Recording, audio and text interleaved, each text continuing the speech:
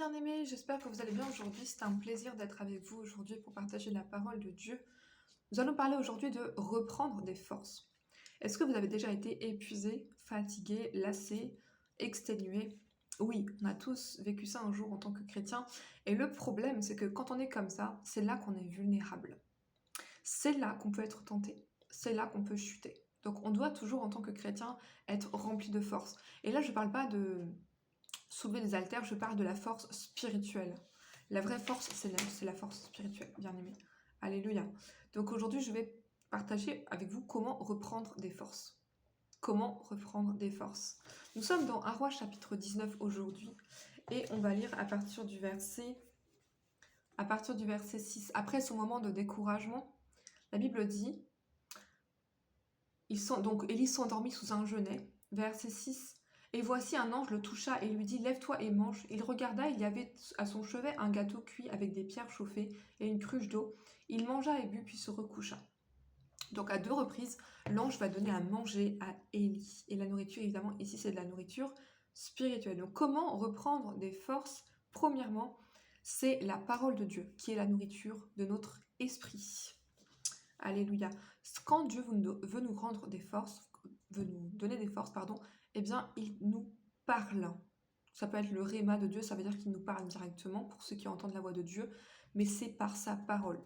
La Bible, la parole de Dieu. Gloire à Dieu. Je vais prendre l'exemple de Daniel.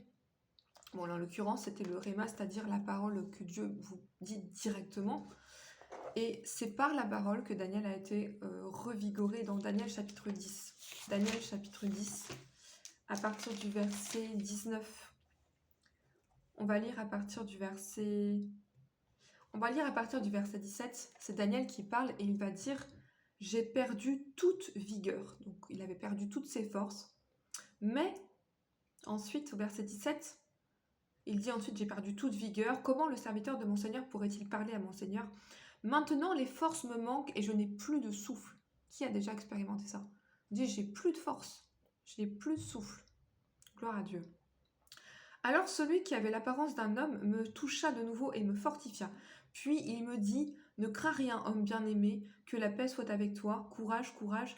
Et comme il me parlait, je repris des forces et je dis, que mon Seigneur parle car tu m'as fortifié. Donc Dieu nous fortifie en nous parlant.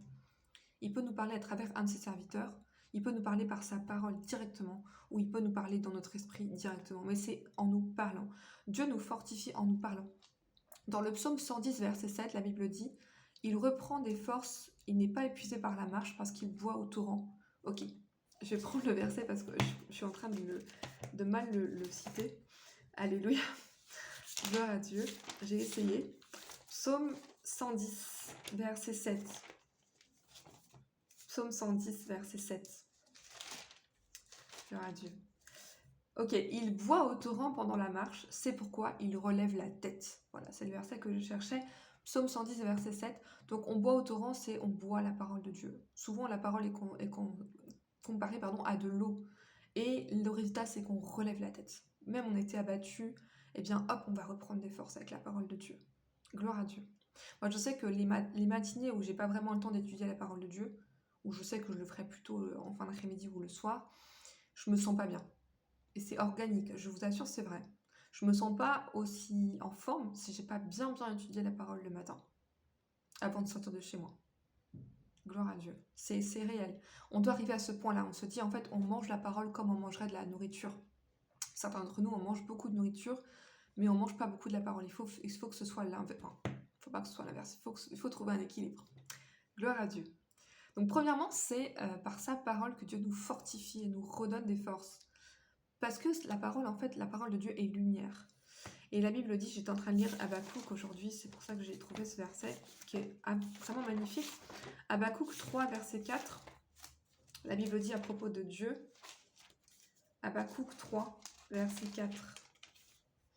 C'est comme l'éclat de la lumière, des rayons partent de sa main, là réside sa force. Donc la force de Dieu, c'est la lumière. La parole est la lumière. Si on est plein de la parole, on sera plein de force. Mais c'est pas tout. La parole de Dieu ne suffit pas pour reprendre des forces. Et deuxième point, donc c'est mon point que je préfère parce que j'aime beaucoup parler de ça, c'est le jeûne. Si vous voulez vraiment reprendre des forces, lisez la parole de Dieu, mais jeûnez aussi. Et c'est ça le paradoxe. On va voir ça ensemble rapidement. J'espère que j'aurai le temps de partager ce que je veux partager par rapport au jeûne. Donc premièrement, la parole. Deuxièmement, on reprend des forces en jeûnant. On reprend des forces en jeûnant. Ça, c'est le paradoxe. Nous, les chrétiens, c'est en s'abstenant de nourriture qu'on reprend des forces. Alléluia. Gloire à Dieu. Ésaïe chapitre 58, verset 11. Ésaïe 58, verset 11.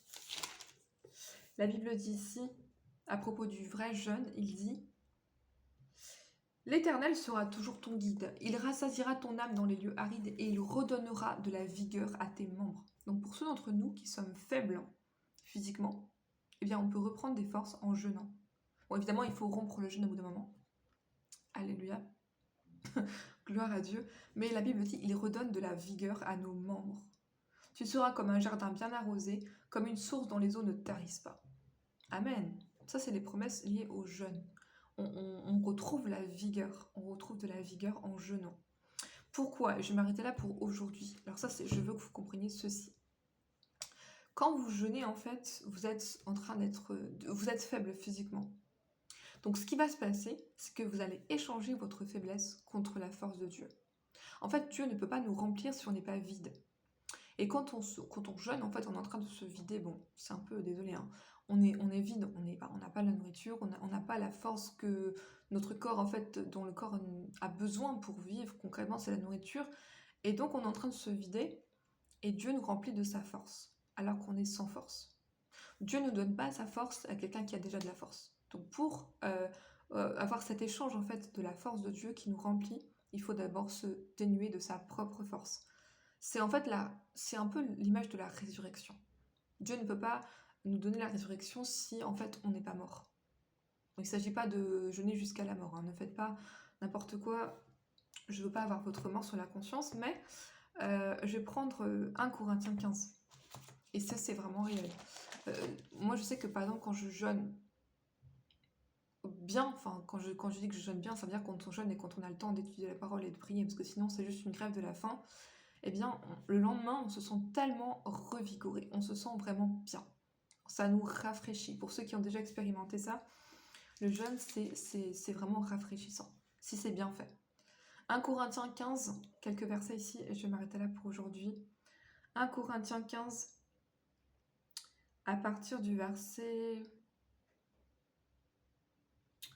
Je cherche un verset pour vous, excusez-moi.